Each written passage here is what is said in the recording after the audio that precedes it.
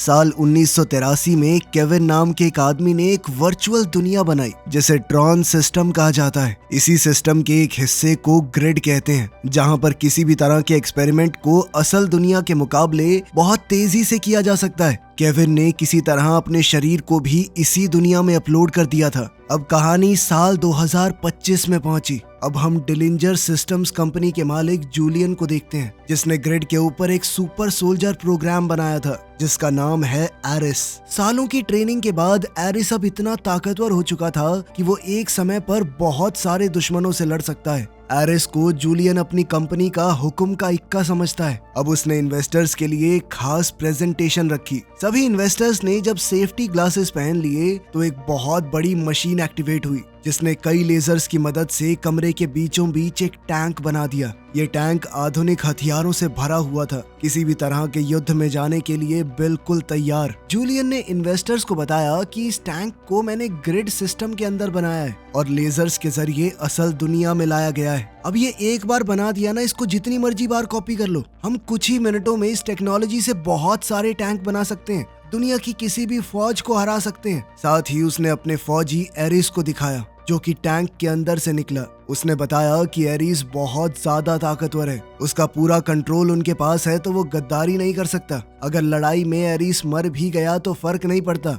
हम 2 मिनट में दूसरा प्रिंट कर देंगे। तभी बाहर से बिजली कड़कने की आवाज आई तो एरिस ने सबसे कहा कि जल्द ही बारिश होने वाली है। ये सुनकर सब लोग हंस पड़े। इन्वेस्टर्स जूलियन की प्रेजेंटेशन से बहुत खुश हुए और उसके साथ काम करने को सारे तैयार हो गए। इन्वेस्टर्स के जाने के बाद एरिस बाहर गया और बारिश में एक जुगनू को देखकर हैरान हो गया, क्योंकि उसने पहले कभी असल दुनिया में ये सब कुछ महसूस नहीं किया था। तभी अचानक एरिस और टैंक दोनों टुकड़ों में टूटकर गायब हो गए और ये पता चला कि असल दुनिया में ये प्रोग्राम सिर्फ 29 मिनट तक ही टिक पाएंगे। जूलियन की माँ एलिजाबेथ ने उसे चेतावनी दी कि इन्वेस्टर्स को ऐसे धोखा देना ठीक नहीं होगा, उन्हें बता दो कि 29 मिनट बाद सब गायब हो जाएगा। लेकिन जूलियन ने अपनी माँ को बताया कि मैं परमानेंस कोड को ढूंढ लूंगा। परमानेंस कोड मिलते ही उसके प्रोग्राम हमेशा के लिए असल दुनिया में रह सकेंगे। मगर एलिजाबेथ ने उसे याद दिलाया कि 6 महीने के अंदर अंदर कुछ तो करना होगा तुम्हें, वरना ये इन्वेस्टर तुम्हें कच्चा चबा जाएंगे। ट्रॉन सिस्टम के इन्वेंटर केविन ने परमानेंस कोड को कहीं छुपा रखा था ताकि कोई भी इंसान ग्रिड में खतरनाक चीजें बनाकर उन्हें असल दुनिया में हमेशा के लिए ना ले आए। और ये कोड कहाँ है कोई नहीं जानता। इसके बाद हम अलास्का में ईव नाम की लड़की को देखते हैं जो कि केविन की ही बेटी है। वो एक प्राइवेट स्टेशन में पहुंची जो कि केविन ने ही बनाई थी। फिर बाद में उसकी बहन टेस ने इस जगह का इस्तेमाल किया, लेकिन फिर बाद में उसकी मौत कैंसर से हो गई। ईव ने जैसे ही कंप्यूटर चलाया उसे टेस का एक मैसेज मिला जिसे देखकर वो बहुत भावुक हो गई। कुछ देर बाद उसका दोस्त सेथ भी वहां पर आ गया। टेस ने अपनी पूरी जिंदगी परमानेंस कोड ढूंढने में लगा दी थी और अब ईव और सेथ मिलकर उसके इस मिशन को आगे बढ़ाने वाले थे। 4 दिनों तक जमा देने वाली सर्दी में रहते हुए उन्होंने ढेर सारे पुराने डेटा को छान मारा। आखिर में उन्हें डीएनए की शेप का एक अजीब सा कोड मिला। उस कोड को टेस्ट करने के लिए उन्होंने ग्रिड के अंदर एक संतरे का पेड़ डिजाइन किया और फिर लेजर्स की मदद से उसे असल जिंदगी में ले आए। उन्होंने बड़े ध्यान से स्टॉप वॉच चलाई, ये देखने के लिए कि 29 मिनट बाद भी पेड़ रहेगा या नहीं, लेकिन उस पेड़ का कुछ नहीं बिगड़ा। उधर एरीज फिर से ग्रिड में जागा, लेकिन इस बार वो बहुत डरा हुआ था। उसके दिमाग से जूलियन की बातें जा नहीं रही थी। जब वो एरीज के लिए बोल रहा था कि अगर ये तबाह भी हो गया तो दूसरा बना लेंगे। उसकी दूसरी कमांडर एथीना ने पूछा कैसी रही दूसरी दुनिया की सैर। एरीज ने उसे बताया कि बारिश तो कुछ अलग ही महसूस हो रही थी। एथीना को उसकी बातें समझ नहीं आई क्योंकि वो कुछ महसूस थोड़ी कर सकते हैं, वो लोग इंसान थोड़ी हैं। अगली रात एनकॉम कंपनी ने अपनी लेटेस्ट गेम के लॉन्च के लिए एक बड़ा इवेंट रखा। उनका चीफ टेक्नोलॉजी ऑफिसर अजय बहुत परेशान है और ऊपर से मीडिया भी इवेंट से उसके गायब होने की खबर पूरे शहर में फैला रहा था। इसी बीच एलिजाबेथ को पता चला कि जूलियन एनकॉम को हैक करने वाला है, क्योंकि वो जानता है कि ईव भी परमानेंस कोड के पीछे लगी हुई है। एलिजाबेथ ने कहा कि ये बहुत रिस्की है, रहने दो, लेकिन जूलियन ने अपनी माँ की बात को नजरअंदाज कर दिया। और अपनी फौज को भेज दिया ईव की यूजर फाइल्स चुराने के लिए। जल्दी ही एरिस, एथीना और दूसरे कुछ फौजी ग्रिड के अंदर एनकॉम के सर्वर में घुस गए। उन्होंने एक खास हथियार की मदद से बिल्डिंग की दीवार में एक सुराख खोल दिया जिससे वो अंदर घुस सके। तभी असली दुनिया में गार्ड को अलर्ट का मैसेज मिला। जूलियन की टीम ने बड़ी आसानी से डिजिटल गार्ड्स को मार दिया और एरिस इंफॉर्मेशन ब्लॉक तक पहुंच गया जहां से जूलियन को एनकॉम के पूरे सिस्टम की जानकारी मिल गई। मगर तब तक सिक्योरिटी प्रोग्राम्स एक्टिवेट हो गए थे। एरिस का ध्यान एक वीडियो में चल रहे इंटरव्यू पर पड़ा जिसमें ईव ग्रिड के अंदर डिजाइन किए गए प्रोग्राम्स और इंसानियत के बीच के रिश्ते पर बहुत अच्छी सोच रखती है। उसकी बातें जूलियन जैसी नहीं थी कि मर गए दोबारा बना देंगे। लेकिन तभी एरिस को दोबारा अपना मिशन याद आया और वो जल्दी से फाइल्स बटोरने लगा। लेकिन जैसे ही टीम बाहर निकलने की कोशिश करने लगी, एनकॉम की सिक्योरिटी उन्हें रोकने पहुंच गई और फिर एक जबरदस्त लड़ाई शुरू हो गई। एनकॉम के पास बहुत सारे फौजी थे लेकिन एरिस और उसकी टीम किसी भी फौज को मिटाने के लिए तैयार थे। उन्होंने बड़ी आसानी से गार्ड्स को हरा दिया और वहां से निकलने लगे। लेकिन एरिस पीछे रह गया जब उसे पता चला कि उसका एक साथी अभी भी लड़ रहा है। दरअसल उसे चोट लग गई थी। तभी एथीना ने कहा कि ये दोबारा जिंदा हो जाएगा, कोई फर्क नहीं पड़ता। लेकिन एरिस उसे बचाने चला गया। उसने जबरदस्त तरीके से गार्ड्स के वार से बचते हुए उन्हें मार दिया और अपने साथी को बचा लाया। जूलियन इस बात से बहुत परेशान होने लगा कि उसके सोल्जर्स को इतना टाइम लग रहा है और साथ ही उसके सर्वर पर काफी लोड आ चुका था। तभी उसने जानबूझकर अपने प्रोग्राम में धमाका कर दिया जिस वजह से उसके सोल्जर्स के साथ साथ एनकॉम का पूरा सर्वर भी उड़ गया और यहाँ अजय की प्रेजेंटेशन भी खराब हो गई और गेम का लॉन्च रद्द करना पड़ा। कुछ समय बाद एरिस को अपने कमरे में होश आया और उसने देखा कि उसका जो साथी जख्मी हो गया था वो वापस ही नहीं आया। उसने जूलियन से इस बारे में पूछा तो जूलियन ने कहा कि जो भी नाकाम होगा उसे डिलीट कर दिया जाएगा। ये सुनकर एरिस अंदर से हिल गया। अब जूलियन ने उसे एक नया मिशन दिया। उसे किसी भी हालत में ईव को ढूंढना होगा। इसके बाद जूलियन को अजय का कॉल आया। अजय बहुत गुस्से में था। उसने जूलियन को धमकी दी कि वो 29 मिनट की लिमिट के बारे में पता है तेरे इन्वेस्टर्स को, अगर मैं बता दूं तो। लेकिन जूलियन उसे उल्टा चिढ़ाने लगा कि तेरी मालकिन ईव कहाँ पे है कुत्ते, जिसके इशारों पे भौंकता है तू। इस बात से एजे ने गुस्से में आकर फोन काट दिया। कुछ दिनों बाद ईव और सेथ अलास्का से निकल पड़े अपने साथ ग्रिड से लाए हुए संतरे लेकर।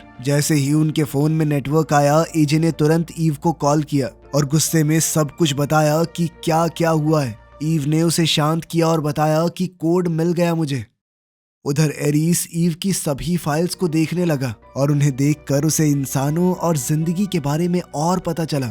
उसे अब खुशी और दुख जैसी फीलिंग्स समझ में आने लगी थी। उधर जूलियन को असल दुनिया में ईव की लोकेशन का पता चल गया तो वो तुरंत एरिस और एथीना को कुछ बाइक्स के साथ ग्रिड से असल दुनिया में ले आया और उन्हें मिशन दिया कि 29 मिनट के अंदर अंदर ईव को ढूंढना है। दूसरी तरफ ईव एक प्राइवेट एयरपोर्ट से बाइक पर निकली। सड़क पर लगे कैमरास से जूलियन को उसकी लोकेशन मिली थी और तभी एरिस और एथीना उसके पीछे लग गए। ईव को जैसे ही पता चला कि कोई उसका पीछा कर रहा है तो उसने अपनी स्पीड बढ़ा ली जिससे पुलिस का ध्यान भी उसके ऊपर गया। जब पुलिस ईव का पीछा करने लगी तो एरिस ने अपनी बाइक से लेजर बीम चलाकर पुलिस की गाड़ी को 2 टुकड़ों में काट दिया। ईव ने अपनी स्पीड और तेज कर ली लेकिन एथीना उसके बहुत करीब आ गई। मगर ईव ने अचानक से अपनी बाइक घुमाई और दूसरे हाईवे पर चढ़ गई। तभी एक बस अचानक से रुकी और पूरा रोड ब्लॉक हो गया और वहीं एरिस पीछे ही रह गया। लेकिन एथीना ने पीछा करना जारी रखा और ईव का पीछा करते हुए वो एक पार्किंग गैराज में पहुंच गई।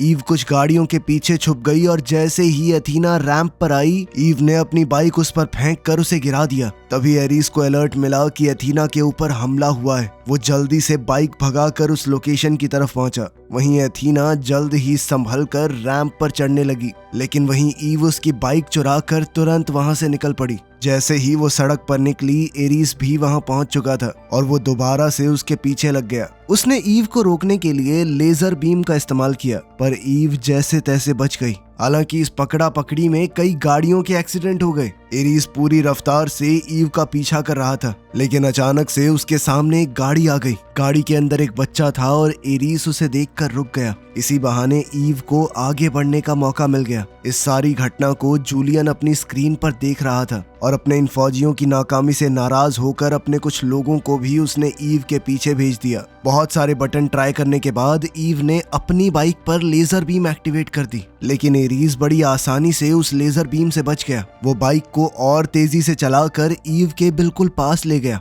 ईव अब पूरी कोशिश कर रही थी वहां से बचकर भागने की, लेकिन उन दोनों की लेजर बीम्स की वजह से बहुत सारे एक्सीडेंट्स होते रहे। इसी दौरान थोड़ा मिसबैलेंस होने से दोनों की बाइक्स आपस में टकरा गई, जिसके बाद ईव उछलकर एक कचरे के डब्बे में जा गिरी। खुशकिस्मती से उसे ज्यादा चोट नहीं आई और वो तुरंत अपनी जान बचाने के लिए भागने लगी। एरीज भी पैदल उसका पीछा करने लगा। वो दोनों दौड़ते हुए समुद्र के किनारे तक पहुंच गए, जहां ईव को लगा कि अब तो वो पकड़ी गई। तो उसने वो ड्राइव जिसके अंदर परमानेंस कोड था उसे तोड़कर पानी में फेंक दिया। अब एरीस उसके पास पहुंचने ही वाला था, लेकिन अचानक उसके शरीर के अंदर कमजोरी आ गई। उसके 29 मिनट लगभग खत्म हो गए थे। अब जाकर ईव को समझ में आया कि एरीस एक प्रोग्राम है। तभी अचानक एरीस और एथीना दोनों डिजिटल दुनिया में वापस चले गए। तभी एक हेलीकॉप्टर वहां पहुंच गया और जूलियन के आदमी ने खास तरह की गन का इस्तेमाल करके ईव को अपने काबू में करके ग्रिड के अंदर भेज दिया। उन्होंने ईव को तो पकड़ लिया, लेकिन आज जो तबाही मची थी वो पूरी न्यूज पर छा गई और एलिजाबेथ कहने लगी कि जूलियन अपनी हद से बाहर जा रहा है। जूलियन ने जवाब दिया कि दुनिया मुझे माफ कर देगी, बस एक बार मेरे हाथ वो परमानेंस कोड लग जाए। उधर ग्रिड के अंदर एरीस और एथीना ईव का डिजिटलाइजेशन प्रोसेस पूरा करते हैं और आखिर में उन्होंने एक आइडेंटिटी डिस्क देकर उसे एक्टिवेट कर दिया। वो जानते थे कि परमानेंस कोड अब ईव के अंदर छुपा हुआ है, क्योंकि ईव ने एक बार उसे देखा ही हुआ है। लेकिन थोड़ी जांच करने पर पता चला कि कोड को जबरदस्ती निकालने से ईव की जान चली जाएगी। एथीना को तो इस बात से कोई फर्क नहीं पड़ा, लेकिन एरीस ने फौजियों को रोक दिया और जूलियन को अपनी चिंता के बारे में बताया। इस पर जूलियन कहने लगा कि तुम्हारा काम है जो मैंने कहा है वो बिना किसी शिकायत के करना, ठीक है? मुझे वो कोड किसी भी हालत में चाहिए, फिर चाहे ईव के साथ कुछ भी हो। ये सब सुनने के बाद भी एरीस ने कमरे में जाकर झूठ कह दिया एथीना से कि जूलियन अभी किसी काम में बिजी है, इसीलिए हमें नए ऑर्डर्स आने तक रुकना होगा। इतना कहकर एरीस ने सबको वहां से भेज दिया, लेकिन एथीना ने तुरंत जूलियन को कांटेक्ट करके बताया कि एरीस में कुछ खराबी आ गई है, वो अजीबोगरीब बातें कर रहा है। इस पर जूलियन ने उसे ऑर्डर दिया कि कोड ले आओ और एरीस और ईव दोनों को मार दो। इस दौरान एरीस ईव से पूछता है कि उसे किस पर भरोसा करना चाहिए। इस पर ईव ने कहा कि जूलियन के ऊपर कभी भरोसा मत करना, क्योंकि वो निहायत ही खुदगर्ज आदमी है, सिर्फ अपने बारे में सोचता है, बाकी कोई मरे कोई जिए कोई फर्क नहीं पड़ता उसे। तभी एथीना अपने 2 फौजियों के साथ वापस आई और हमला करने की तैयारी करने लगी, लेकिन तभी एरीस ने अपनी डिस्क से जमीन पर हमला करके एक छेद कर दिया, जिस वजह से वो और ईव दोनों ग्रिड से बाहर नीचे की तरफ गिरने लगे। गिरते हुए वो कई लाइट से टकराए और आखिर में पानी के अंदर जा गिरे। एरीस ईव को पकड़ने के लिए उसकी तरफ तैरने लगा और फिर एक डिवाइस को ऑन करके वो बाइक पर वहां से भागने लगे। एथीना समझ गई कि ये दोनों किस तरफ गए होंगे और तुरंत अपने ड्रोन्स को उनकी तरफ भेजा। ग्रिड से गुजरते हुए ईव तरह तरह की लाइट्स और कोडिंग को देखकर हैरान रह गई। एरीस ने समझाया कि थोड़ी आगे जाकर एक ट्रांसफर पोर्टल है, वहां से तुम असली दुनिया में वापस जा सकती हो, लेकिन वो मदद तभी करेगा अगर ईव उसे भी वो परमानेंस कोड देगी। उसने वादा किया कि मैं जूलियन की मदद नहीं करूंगा, मुझे वो कोड अपने लिए चाहिए। जल्द ही ड्रोन्स उन तक पहुंच गए और लेजर बीम्स को एक्टिवेट कर दिया गया। तभी एरीस ने बाइक के आसपास एक सुरक्षा कवच बना दिया और एक बड़ी छलांग मारकर एरीस ने ड्रोन्स को पीछे छोड़ दिया। ईव ने भी आखिरकार उसकी शर्त मान ली कि मैं तुम्हें कोड दे दूंगी। जब ड्रोन्स फिर से करीब आए तो एरीस ने अपनी डिस्क की मदद से एक गुफा को तबाह कर दिया और एक बड़ा सा धमाका हुआ, लेकिन एरीस तेजी से ड्राइव करते हुए गिरते हुए मलबे से बच निकला और दोनों समय रहते पोर्टल में कूद गए। अब डिलिंजर ऑफिस में लेजर डिवाइस ने एरीस और ईव को रियल वर्ल्ड में बना दिया। जूलियन ने अपने आदमियों को भेजा कि जल्दी से इन दोनों को पकड़ो, लेकिन एरीस ने कुछ ही सेकंडों में सबको मार दिया। जूलियन की चीख चिल्लाहट को इग्नोर करते हुए वो दोनों एक वैन चुराकर गेट्स तोड़ते हुए वहां से भागे। गुस्से में जलता हुआ जूलियन एथीना को भी असल दुनिया में ले आया और उसे कहा कि अब एरीस की जगह तुम कमांडर हो। उसने एथीना को मिशन सौंपा कि किसी भी हाल में मुझे वो कोड चाहिए, फिर चाहे उसके लिए कुछ भी करना पड़े। साथ ही उसे एक ग्लाइडर और डिजिटल गन भी दी गई ताकि वो एरीस और ईव को पकड़ सके। एथीना के जाते ही एलिजाबेथ ने जूलियन को जोर से थप्पड़ मारा कि क्या कर रहे हो तुम। रोड पर ईव ने एरीस को बताया कि उसने वो कोड केविन की पुरानी फाइल्स में ढूंढा था, मतलब कि कोड की एक कॉपी केविन के पुराने सिस्टम में भी होगी, लेकिन एरिस ने हिसाब लगाया कि इस पुरानी सी वैन में हम एनकॉम ऑफिस 29 मिनट में तो नहीं पहुंच पाएंगे। तभी वो लोग एक पेट्रोल पंप पर रुके और ईव ने क्लर्क को फोटो मैगजीन में अपना चेहरा दिखाते हुए कहा कि देख मैं फेमस हूँ, मुझे एक बार अपना फोन दे दे, बाद में बहुत पैसे दूंगी। उसने सेथ को कॉल करके कहा कि ऑफिस के अंदर एक डिजिटलाइजिंग गन लेकर उसका इंतजार करे। साथ ही उन्होंने क्लर्क की तेज भागने वाली गाड़ी भी ले ली। ईव ने उस आदमी से वादा किया कि मैं तुम्हें बहुत सारे पैसे दूंगी, चिंता मत करो। गैस स्टेशन के सिक्योरिटी कैमरास पर उनकी गाड़ी दिख गई, जिससे अथीना ने उनकी लोकेशन का पता लगा लिया। एरिस गाड़ी को बहुत तेज चलाने लगा, लेकिन उसके जबरदस्त रिफ्लेक्सेस की वजह से वो आसानी से सारी गाड़ियों से बचकर निकलता रहा। सफर के दौरान उसने ईव को बताया कि मैं तुम्हारे बारे में लगभग सब कुछ जानता हूँ, क्योंकि मैंने तुम्हारी सारी फाइल्स पढ़ी हैं,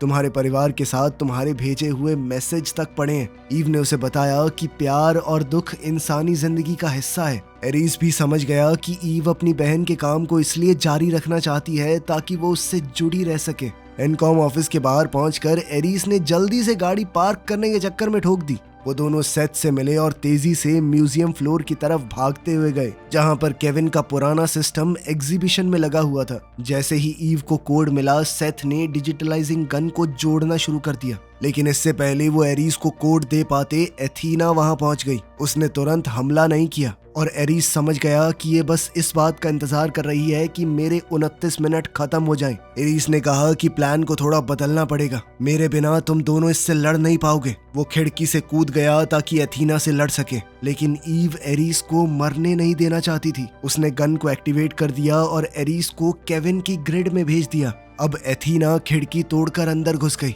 उसने देख लिया कि एरिस को ग्रिड में भेज दिया गया है, इसीलिए उसने बंदूक को भी बीच से काट दिया ताकि वो वापस ना आ सके। सेथ ने उस पर हमला करने की कोशिश की, लेकिन एथीना ने एक मुक्का मारकर उसे दूर फेंक दिया। सेथ अब आर्केड मशीन से टकराकर बेहोश हो गया। ईव भागने की कोशिश करने लगी और उधर एथीना हर एक मशीन को तबाह करते हुए उसका पीछा कर रही थी। आखिरकार एथीना ने ईव को घेर लिया, लेकिन तभी छत से पानी गिरने लगा। अपने शरीर पर पानी के एहसास ने उसे बिल्कुल उलझा दिया। इसी उलझन की वजह से उसका टाइम खत्म हो गया और वो ग्रिड में वापस चली गई। लेकिन जूलियन के होश उड़ गए ये जानकर कि एथीना ने खुद ब खुद लेजर्स की मदद से अपने आप को असल दुनिया में वापस भेज दिया था। वो उस पर चिल्लाने लगा कि रुक जाओ, मैंने तुम्हें बुलाया। तभी एलिजाबेथ उसके पास आई ये बताते हुए कि बोर्ड ने तुम्हें हटा दिया है, तुम्हें कंपनी से निकाल दिया गया है, पूरी कंपनी का कंट्रोल अब मेरे पास है। उसका पहला फैसला था कि इस प्रोजेक्ट को बंद कर दिया जाए, लेकिन एथीना ने बिना वक्त गवाए अपनी डिस्क से एलिजाबेथ को मार दिया।